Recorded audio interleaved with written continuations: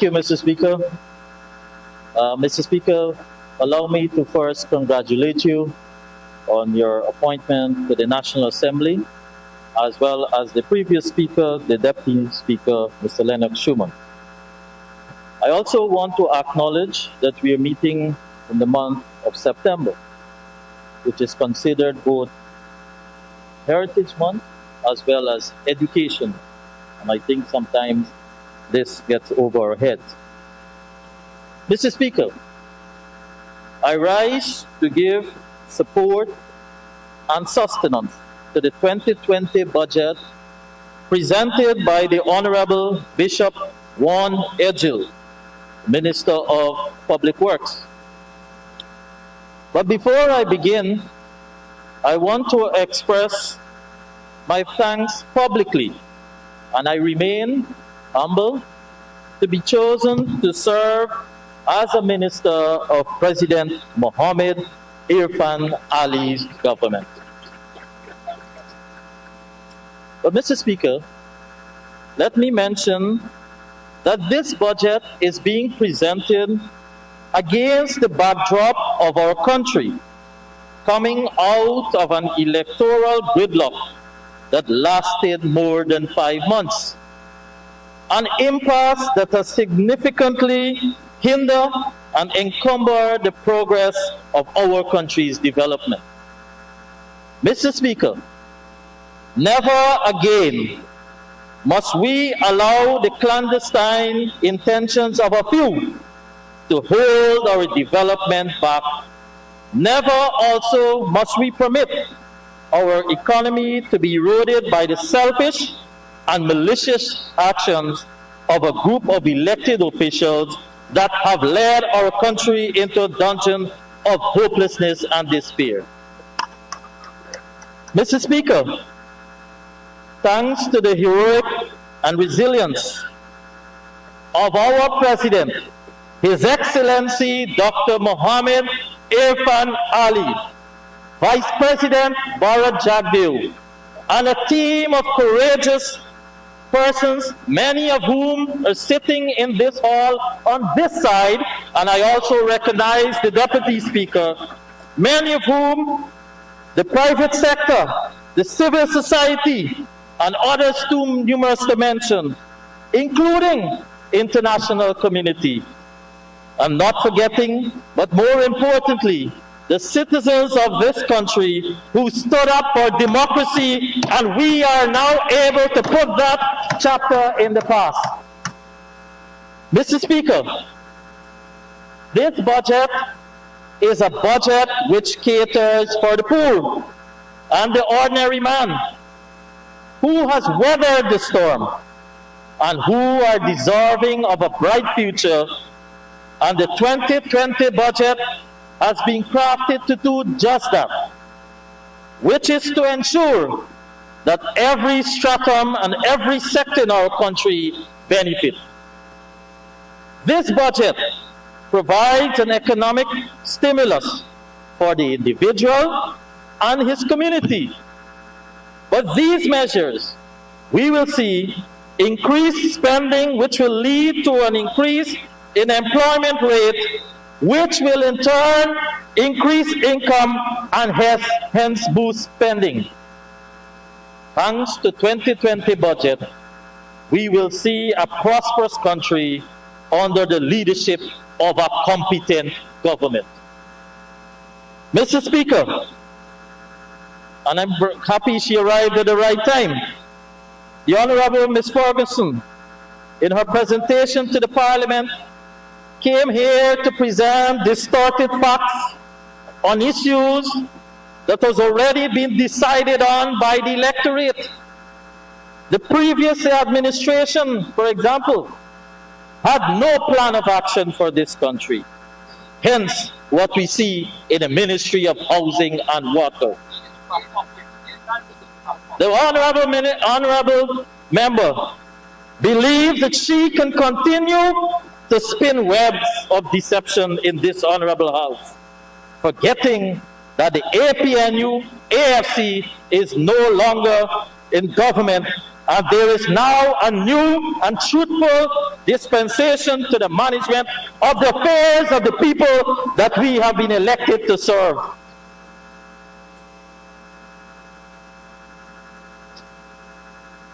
Mr. Speaker, the APNU-AFC operated visionless in the housing and water sector. The PPPC's government housing program is based on a profound understanding of the needs of our people for housing and years of service and satisfying their needs. The leadership and the governance of the APNU in 2015 to 2020 represents not just a pause, but a poverty of ideas. With the housing sector performing below par, riddled with incompetence and void of empathy to the needs of the people of this nation. Mr. Speaker, even after 3 government ministers within the span of less than 5 years, and the Honorable Edgell in his speech described as a musical chairs of ministers, this sector could not muster the steam required to meet the needs of Guyanese desiring to have their own homes. The coalition grappled to define its ambition in housing, completely losing sight of the needs and urgency with which they should decisively act. Mr. Speaker, let us take to the so-called massive public outreach at the Square of the Revolution just before elections, which show data that says housing has been overwhelmed by the priority needs of the people. The coalition has not been able to deliver. This should not be a surprise. The policy position of the coalition to defunct, and yes, defunct, the housing sector, mediocre leadership of every changing minister, a lack of private sector incentives, taxes on building materials, among others, strangle the housing sector, slowing its ability to contribute to the needs of the nation. Effectively, the ordinary Guyanese whose lives they purported to be interested in improving, let's look what happened. Effects on the housing sector, 2015-2019, immediately after taking office, the coalition in 2015 met $8 billion within the CHPA. The APNU-AFC government moved in post-haste to defunct the entity, demonstrating a lack of care for the housing and the priority focus on the needs of the nation. When they left, there was only $3.6 billion in the coffers of CHPA. Mr. Speaker, this sector could never deliver given such policies, conditions, and leadership of the former government. Land sales declined from $3.6 billion in 2014 to as low as $580 million in 2017. In fact, never met half the performance of the PPPC government. And in 2018 and 2019, land sales were $1.49 billion and $1.484 billion respectively. House lots allocations went from 2,440 in 2014 to as low as 776 in 2018. Even after the evidence from the public outreach search showed that housing needs were the most desired. In 2019, the coalition still could not do it, allocating 1,220 house lots for that year. Mr. Speaker, the Honorable Annette Ferguson should be ashamed to come here to speak about APNU AFC's record about house lots allocation. She proudly announced, the honorable member, that they distributed 7,000 plus in their entire 5-year period. What they did in 5 years, the PPPC government will do more than that in 1 year by distributing in the first year 10,000 house lots. The coalition would argue that by providing a complete home was their policy. But let the evidence show that at best they allocated 158 units in 2018, just 81 in 2019, when the nation cried out for housing as a basic and priority need. Mr. Speaker, the CHPA, Central Housing and Planning Authority, suffered from weak egotistical leadership. Not in my assessment. That's what the musical chairs of ministers reveal. CHPA has been inefficient, to say the least, under the coalition government. In 2014, under the PPPC, 4,079 transports were processed. At best, the coalition did 2,556, and at worst, 1,207 over the period of 2015 to 2019. This meant that the rate at which security of tenure was achieved through land title distribution declined. There are clear indications that the coalition never got a grip on managing, governing, and providing the leadership required to address this important need of the nation.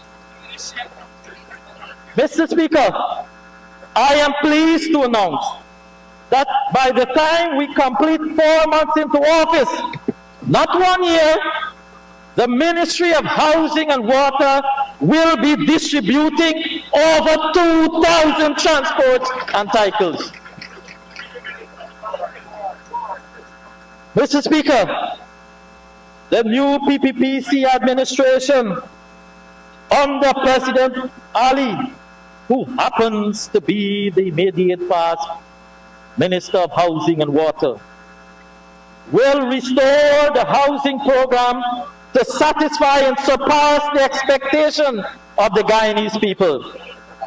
The PPPC administration will, as asserted in the budget speech, restore vibrancy and vitality of the housing sector from the state of comatose to the coalition that the coalition had it in. Mr. Speaker, you should chew and listen. Mr. Speaker, listen and learn. The government will throw its weight into this sector as a priority by restoring investment. Immediately, $4 billion is allocated only for the last quarter. My colleague, Minister Rodriguez, the Honorable Minister within the Ministry of Housing and Water, outlined the details of the projects to be undertaken in the 2020 budget. The suite of measures indicated from improving transportation networks and water, affordability and access to financing, mortgage relief, among others, shall reinvigorate the housing sector. Mr. Speaker, These measures will increase the contribution of the housing sector to the gross development product, jobs, and ease the burden of electricity and water that complements dwelling in new and existing homes. More money in people's hands and command of more disposable income through adjustment measures for all Guyanese are sure to be directed to their own priorities. One we have seen over the years, and most recently, to be housing. Reversal of VAT on water and electricity should make living more sustainable by allowing homeowners and all else, especially the vulnerable, not be excessively stressed by utility bills. More income to dispose of. Mr. Speaker, this administration has indicated will achieve a minimum of over 50,000 house lots to be distributed over this current term in office. But in an effort to bridge the gap in the demand, which is at a backlog of 68,000 active applicants, the PPPC government will adopt a practical approach to the housing drive. One, through government's capital subvention. Two, the PPP approach, not the previous suggested one. Public-private partnership, private developers, and fourthly, through capital market financing. Mr. Speaker, we have already advertised, and it closed last Monday, for expression of interest to further develop the public-private partnership so that we can, in an aggressive way, start to tackle the backlog of cases. And as I speak, there are a number of persons, and we have already started to talk with the bank, because it is our intention as a government to raise capital market to help in the infrastructure development at a fast-track rate. This, along with the following measures, will serve to stimulate the sector. Mr. Speaker, mortgage interest relief for low and middle home income earners, increasing the limit for the low income loans, and a reversal of VAT on building materials where it was imposed, and measures to give increased access and availability to financing for home ownership within the reach of every citizen will be a goal of the Ministry of Housing and Water. It is part of the PPPC's government continued drive to increase the disposable income for every household. Mortgage interest relief.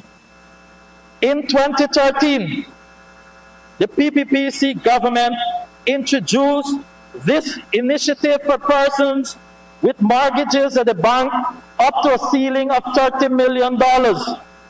In 2017, the coalition government reduced the ceiling to $15 million.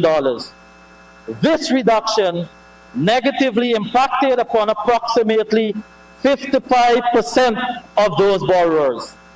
By reverting the ceiling to $30 million, those 55% of borrowers will now recover yearly approximately between $500,000 to $1 million. This is direct cash being returned to those individuals, and is another example of the government putting cash directly in the pockets of our citizens. Corporate tax relief. Mr. Speaker, with respect to increasing the low income threshold from $8 million to $10 million, the government is saving those persons who qualify approximately $100,000 annually. It will also allow for a larger number of persons to qualify for loans up to $10 million, giving them the opportunity to improve on the quality of houses being built. In addition, by raising the low-income tax concessions, commercial banks can now grant lower-income mortgages at a higher ceiling and lower interest rate. This will allow more persons in the low-income earning bracket to borrow. Removal of VAT on building and construction materials will reduce the construction cost significantly, whereby producing higher quality and homes and improving the living standards tremendously. Mr. Speaker, these measures will invigorate the sector and realize the aspirations of Guyanese in the housing drive. Mr. Speaker, we will also, as similarly mentioned by the Honorable Minister of Tourism, Industry and Commerce, we will be embarking on a single window processing permission for permits. And the intention is, Mr. Speaker, to reduce the processing time to under 1 month. Work has already started internally at the ministry. So therefore, the ease of doing business is one of the elements for attracting both domestic and external investors to the local economy. It has been recognized that the multiplicity of regulatory agencies leads to indefinite delays in approval of permits and licenses, and over the years, this has been a bugbear. Dealing with construction permits and licenses, for the most part, involve planning permission system, whereby the CHPA is the principal element, with direct functional linkages with the local democratic organs, the fire service, the Environmental Protection Agency, the Central Board of Health, Guyana Lands and Survey. And so you will understand, Mr. Speaker, why there has been a delay.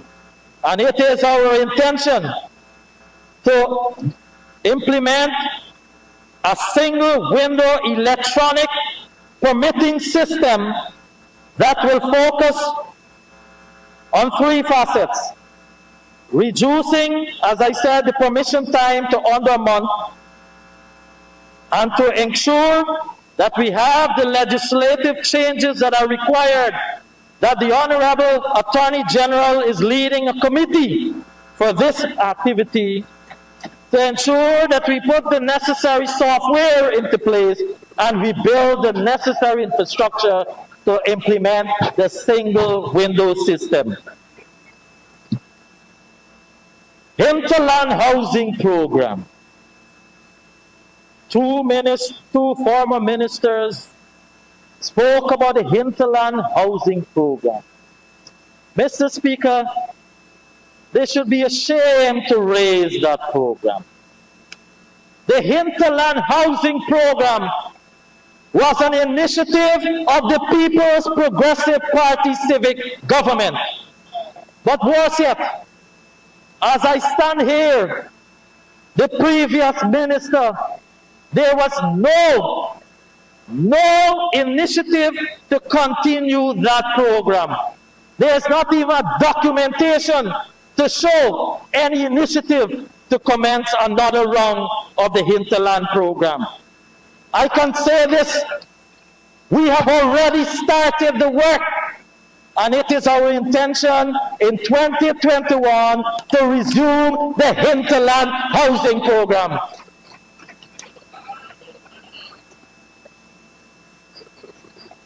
Mr. Speaker, I want to make mention to provide a clarification. We are currently reviewing allocations, the allocations for house lots that were done and processed. It is to bring fairness and transparency to the processing and the allotment. This is in light of certain transactions coming to light. We have also noted in the run-up to the March elections, the processing of a number of allocations and transactions for new applicants, even within a month, while there are thousands who are waiting for years. Mr. Speaker, the Ministry of Housing is also working to ensure that we continue the plan for which was left in 2014 for a new location for the ministry. And we are currently reviewing, there was a prior cabinet approval for a location of a head office, a new head office for the Ministry of Housing and Water, and we will bring this back up so you can expect some work start in that regard so that we can provide sufficient office space and quality service for our citizens.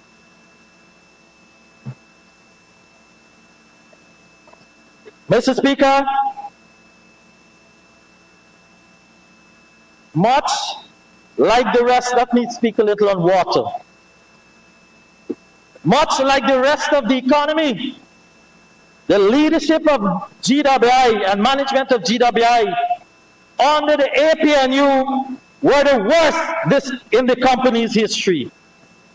If we were to show the performance of the company in the form of a Broadway musical, it would be appropriately named How to Run the Well Dry. Over the last 5 years, the financial situation at GWI has reached an all-time low. At the end of 2015, GWI ended the year with $1.3 billion in surplus. Mr. Speaker,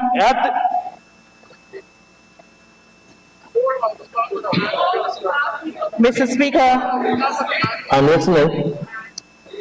thank you very much, Mr. Speaker. Mr. Speaker, arise and stand in order number 48. What's the standing order? What's the point you're making? The point of elucidation, Mr. Speaker. Honorable member, the only way I can allow a point of elucidation is if the person on the floor would concede to you making that point of elucidation. Honorable member, Mr. Croal, would you allow the honorable member, Ms. Ferguson, to make an elucidation? I sat and listened attentively, and so they have an opportunity at the end of my speech to give all the rebuttal that they require. Thank you very much. Honorable member, Ms. Ferguson, I would not be able to allow that point of elucidation. Thank you very much, Mr. Speaker. Honorable member, Mr. Minister of Housing and Water, Mr. Croal, you may proceed. Thank you, Mr. Speaker. Over the last 5 years, the financial situation at GWI has reached an all-time low. At the end of 2015, GWI ended the year at $1.3 billion in surplus. At the end of August 2020, the company recorded almost $70 million in losses. The measure of true leadership is when those who you lead succeed and prosper. Under the APNU's leadership and management, GWI lost its own identity even worse than in its performance. GWI motto is water is life, save it. Under APNU, 70% of all the water that the company produces is wasted. They were not done with GWI. They were just getting started. At the end of 2015, GWI had in its employment about 600 persons. Currently, there are 1,319 persons in the employment of GWI, an increase of over 116%. But ironically, Mr. Speaker, with no notable improvement in the level and quality of service to customers, that has resulted in a decline in productivity of the employees. Mr. Speaker, we have kept our commitment in our manifesto. That is for free water for pensioners. Mr. Speaker, as a result,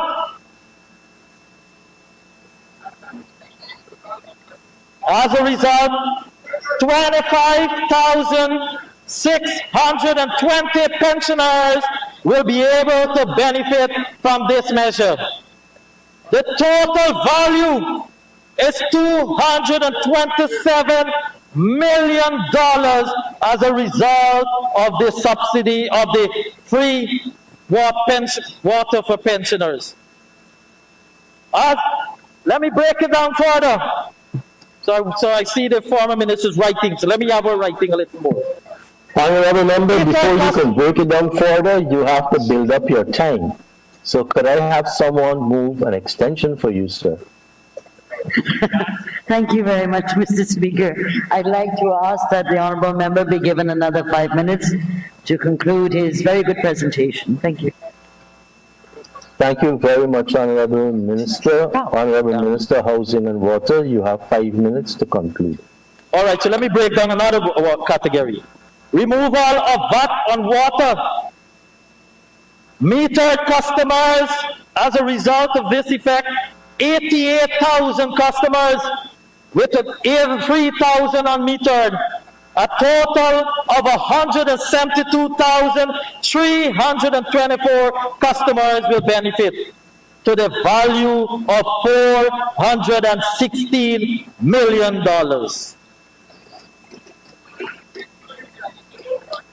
Mr. Speaker,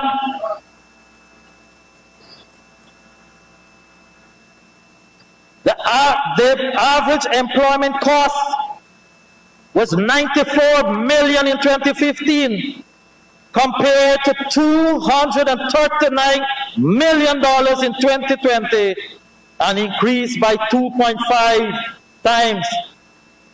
Indebtedness to GPL was $828 million in August against $6.78 billion in 2020. GWI has long overdue amounts for goods and services procured from firms and individuals, totaling $783 million, of which $680 million was from previous debts for the past 5 years.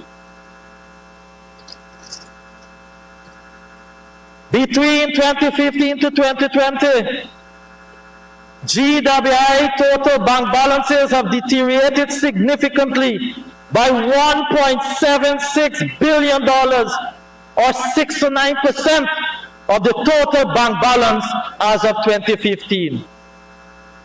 Collections efficiency was at 61% as of August 31st, 2015.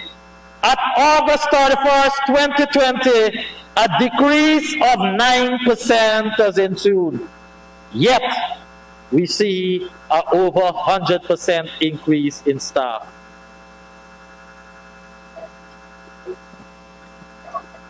Mr. Speaker, customer complaints have increased in all the regions due to the low level of service as a result of water losses and leakages.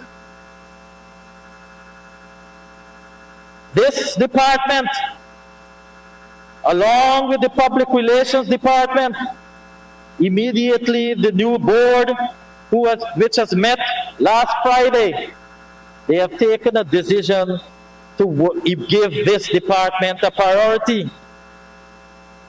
No longer can we have where customers are reporting leakages, and for over a month, the complaint is still in the system, but yet when someone calls directly, the problem is fixed in an hour. GWI has procurement problems, and you know, the other side, when they like to talk about the glorification of the last government, it is former President David Granger that gets the praise. But when they come to GWI, all you hear is about baby Jesus. Well, let me tell you some of his story. He had already told you his record. Procurement has been a problem. Right now, the honorable member from Region 5, he knows there's an office that is expected to be completed in Region 5 for GWI. The original contracted sum for that building was $19.7 million. That was what was approved by the previous board. Mr. Speaker, they have spent to date $40.5 million on that building.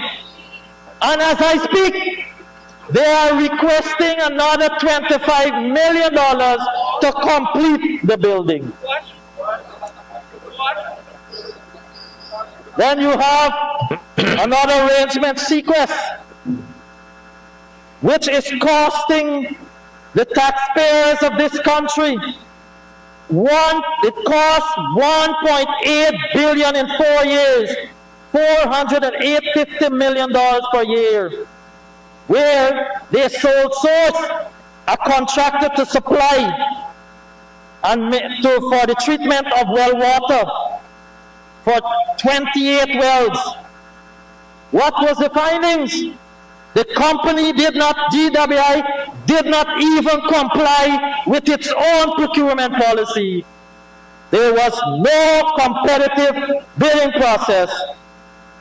And so, Mr. Speaker, a decision has already been taken to terminate this contract because the taxpayers of this country must get value for water.